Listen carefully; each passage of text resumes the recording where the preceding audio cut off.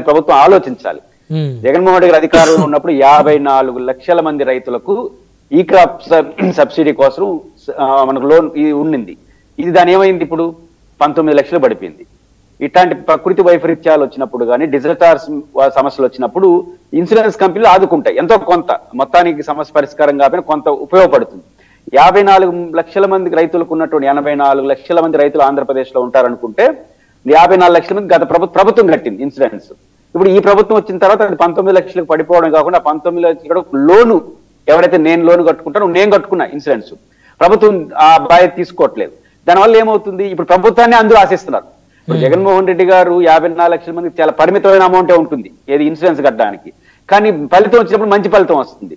ఇప్పుడు ప్రభుత్వం ఆ పని చేయకపోవడం వల్ల ఇన్సూరెన్స్ రాకుండా ప్రభుత్వం మీద అందరూ ఆశలు చూపిస్తారు, మా మొత్తం ప్రభుత్వం ఇవ్వాలని. అది ప్రభుత్వం చేయలేదు, ఎంతమంది రైతులు చేయగలదు? కాబట్టి దూరదృష్టితో ఇన్సూరెన్స్ పథకాన్ని విషయంలో ప్రభుత్వం ఆలోచించాలి. ఇది ఫస్ట్ పాయింట్. ఇప్పుడు తెలుగుదేశం ప్రతినిధి గారు ఎక్కడి నుంచి వారు సమాచారం కానీ అన్ని క్రాప్స్ వాణిజ్యం, అది అరటి పండ్లు కావచ్చు, మామిడి రైతులు కావచ్చు, ఇప్పుడు కూడా మా జిల్లాలో ఆందోళన చేస్తున్నారు. ఎంత కిలో తెలుసా? 12 రూపాయలు ప్రభుత్వం చెప్పింది, దాంట్లో 4 రూపాయలు ప్రభుత్వం ఇచ్చి మిగతా ఇలా ప్రైవేట్ కంపెనీలు ఏమీ ఇవ్వట్లేదు.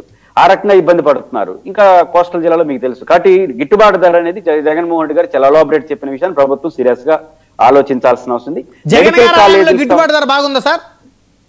ఇంకోసారి చెప్పండి. జగన్మోహన్ రెడ్డి గారు ముఖ్యమంత్రిగా ఉన్నప్పుడు గిట్టుబాటు ధర మంచిగా నడిచిందా? గిట్టుబాటు ధర 2 అంశాలు ఉంటాయి. ఒకటి ఇన్సూరెన్స్ చేయడం, మనకి ఇంటర్నేషనల్ మార్కెట్ లో కొన్ని సానుకూల అంశాలు ఉంటాయి, అప్పుడు దాని ప్రభుత్వానికి పెద్ద ఇబ్బంది రాదు. అదే చెప్తున్నాను, ప్రభుత్వానికి కొన్ని అదనపు ఇబ్బంది ఉంది తెలుగుదేశానికి, వీళ్ళు చేసిన సమస్యని కాదు. ఇంటర్నేషనల్ మార్కెట్ లో వచ్చిన ట్రేడింగ్ లో వచ్చిన సమస్య కూడా ఒక కారణం. ఏది దీనికి చంద్రబాబు గారు ఏం చేయలేరు, కానీ ముందస్తు జాగ్రత్తలు తీసుకుని తగిన చర్యలు తీసుకుంటే కొంచెం నష్ట నివారణ జరుగుతుంది. అంటే ప్రభుత్వం తన బాధ్యత తీసేసిన తర్వాత ఇంటర్నేషనల్ మార్కెట్ లో వచ్చిన ప్రభుత్వాన్ని నిందించలేము, కానీ రైతులు అటు చూడరుగా. గత ప్రభుత్వంలో ఇంత పలికింది, ఇప్పుడు ఇంత పలికింది. ఉదాహరణ మామిడి రైతులు ఇది అరటి పండ్లు ఉన్నది, ప్రత్యేక రైలుతో ఇతర రాష్ట్రాలకు ఎక్స్పోజ్ చేశారు. ఇప్పుడు కలకత్తా కావచ్చు, బాంబే కావచ్చు, ఒక రైలు ప్రత్యేకంగా ఏర్పాటు. అట్లాంటి చర్యలు ప్రభుత్వం చేస్తే కొంత ఉపశమనం వస్తుంది కదా. ప్రభుత్వం తాను చేయాల్సిన పని చేయడంలో లోపాలు కనిపిస్తున్నాయి. మిగతా ఇంటర్నేషనల్ గా వచ్చిన సమస్య కూడా ఉందనేది మనకు రైతాంగ సమస్య అనేది క్లియర్ గా అర్థం అవుతుంది. ఇంకా జగన్మోహన్ రెడ్డి గారు ప్రెస్ కాన్ఫరెన్స్ లో ప్రధానంగా ప్రస్తావించింది ఒకటి మెడికల్ కాలేజీల అంశం, ఈ కేసులకు సంబంధించిన అంశం. ఈ కేసుల్లో మాత్రం తెలుగుదేశం పార్టీ ఇబ్బంది పడుతుంది. ఏది చంద్రబాబు నాయుడు గారి కేసులు ఏదైతే ఉపసంహరణ జరుగుతుందో, అదే ఫైబర్ నెట్ కేసు కావచ్చు, తర్వాత ఇతర కేసులు, గత ప్రభుత్వంలో ఎఫ్ఐఆర్ నమోదైన కేసుల్ని విత్డ్రా చేసుకుంటున్నారు. ఎవరు విత్డ్రా చేసుకుంటున్నారు? డిపార్ట్మెంట్ వాళ్ళు సరైన ఆధారాలు లేవని విత్డ్రా చేసుకుంటున్నారు. ఇది పొలిటికల్ గా సాంకేతికంగా తెలుగుదేశానికి ఇబ్బంది. బ్రహ్మనాయుడు గారు బేసిక్ గా ఈ ప్రజా ప్రయోజనాల కోసం పోరాటాలు చేస్తుంటాం, ధర్నాలు, రాష్ట్రాలు. ఈ కేసులు నమోదైనప్పుడు కొత్త ప్రభుత్వం వచ్చినప్పుడు రద్దు చేస్తుంది, కేబినెట్ ఆమోదించి.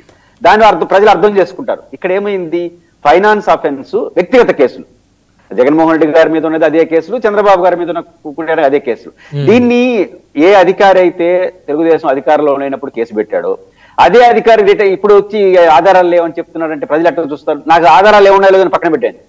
ఒక జర్నలిస్ట్ గా మీరైనా నేనైనా పవర్ లో లేనప్పుడు అధికారి కేసు పెడతాడు, పవర్ పోయిన తర్వాత అదే అధికారి విత్డ్రా చేసుకుంటాడు.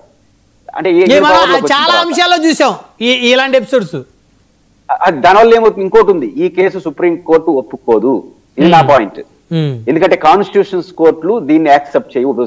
శ్రవణ్ గారు, చాలా మంది, జగన్ గారు కూడా నేను ప్రెస్ మీట్ చెప్పాడు లీగల్ గా ప్రొసీడ్ అవుతామని. ఖచ్చితంగా ఈ ఫైనాన్స్ అఫెన్స్ కేసులు డిపార్ట్మెంట్ తనకు తాను ఉపసంహరించుకుంటే ఖచ్చితంగా దాన్ని కాన్స్టిట్యూషన్ కోర్టులు అంటే హైకోర్టు కావచ్చు, సుప్రీంకోర్టు అంగీకరించకపోవచ్చు. రెండో జగన్ గారు ఇంకో మాట ఏమన్నారు, కోర్టు గాని విచారణలో భాగం కొట్టేస్తే మళ్ళీ రివోక్ చేయడం చాలా కష్టం కేసుని ప్రభుత్వాలు. కానీ కేసు డిపార్ట్మెంట్ విత్డ్రా చేస్తుంది అనుకో, ఈజీగా మళ్ళీ రివోక్ చేస్తాడు. జగన్మోహన్ రెడ్డి అధికారం వచ్చినప్పుడు మళ్ళీ కేసులు మొదలవుతాయి, అధికారులు ఇబ్బంది పడతారు, నువ్వు ఎట్లా ఉపసంహరించుకున్నావని. కానీ ఈ కాంప్లికేషన్స్ అన్ని ఉంటాయి కాబట్టి ప్రభుత్వం విచారణలో భాగంగా కేసు కొట్టేస్తే ది బెస్ట్ ప్రభుత్వానికి, రాజకీయంగా, నైతికంగా. దానికి భిన్నంగా వెళ్ళిపోతే ఆ మేరకు వాళ్ళు ఇబ్బంది పడతారు. అయితే మెడికల్ కాలేజీలో ప్రైవేటీకరణకు వ్యతిరేకంగా 1 కోటి సంతకాలు చేసి గవర్నర్కి ఇస్తామన్నారు. సో ఇప్పుడు 1 కోటి సంతకాలు చేసి గవర్నర్ గారికి జగన్మోహన్ రెడ్డి గారు ఇవ్వటం ద్వారా ఈ ప్రైవేటీకరణని ఆయన ఆపగలుగుతాడా? గవర్నర్కి ఇవ్వడం ద్వారా ఆపలేడు, కోర్టుకి ఇవ్వడం ద్వారా ఆపలేడు. 1 కోటి సంతకాలు చేయడం ద్వారా ప్రజలు పడింది. ఇప్పుడు ఏ రాజకీయ పార్టీని భయపడేది ప్రజలకి, ఓట్లకే. గవర్నర్కి, కోర్టులకు భయపడవు.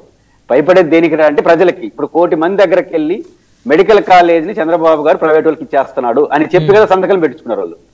కానీ 1 కోటి మంది దాంట్లో ఇన్వాల్వ్ అయితే ఎందుకు సంతకం పెట్టినా అమ్మేస్తారంట ప్రైవేట్ కాలేజీని, అమ్మేస్తారంట ఇది కదా ప్రభుత్వానికి నష్టం. ఈ ప్రెజర్ జగన్ గారు చేయదలుచుకున్నాడు. అంటే ఆ 1 కోటి మంది వ్యతిరేకంగా తయారైనట్లనే ఒక ఇండికేషన్ గవర్నమెంట్ కి ఇచ్చినట్టు ఉంటుంది కదా. ఒక ఉదాహరణ చెప్తాను. ఆంధ్రప్రదేశ్ లో బైపీసీ చదువుతున్న విద్యార్థుల సంఖ్య 1,00,000 మంది. బైపీసీ ఫస్ట్ ఇయర్ సెకండ్ 1,00,000 కుటుంబాలుగా 1,00,000 మంది అంటే అవును, ప్రతి బైపీసీ విద్యార్థిని ఎవరైనా మైకి పెట్టి అడగండి, ప్రభుత్వ రంగంలోనే మెడికల్ కాలేజ్ ఉండాలని కోరుకుంటాడు. ఎందుకంటే ఉచితంగా సీట్ వస్తుంది కాబట్టి. ఇది దీని పోయిందని జగన్మోహన్ గారు ప్రతి విద్యార్థి దగ్గరికి సంతకం పెట్టించుకున్నాడు. అంటే ఆయన పార్టీ ప్రతినిధి. ఆ 1,00,000 మంది ఏం ఫీల్ అవుతారు? వ్యతిరేకంగా ఫీల్ అవుతారు. 1,00,000 కుటుంబాలంటే 4 ఓట్లు వేసుకుని 4 లక్షల ఓట్లు.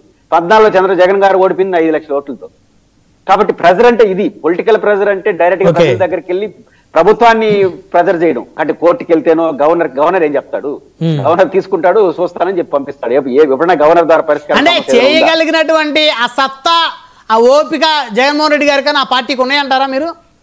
బ్రహ్మనాయుడు గారు, మీరు జగన్ గారు ఏ కార్యక్రమం ఒక రోజు చేస్తాడు, 2 రోజు ఇంకో కార్యక్రమం వెళ్ళిపోతుంటాడు. First time in history YCP medical college తెగదాకా లాగుతున్నాడు. రీజన్ ఏంటంటే మెడికల్ కాలేజీలు గ్లామర్ ఉంది. మెడికల్ మీకు పాత సినిమా ఉంది, ఏదో అయింది తమిళనాడు, సూపర్ హిట్ అయింది. ఇది ఎంబీబీఎస్ సీటు కోసం ఒక విద్యార్థి సూసైడ్ చేసుకోవడం, పెద్ద సినిమా అంది.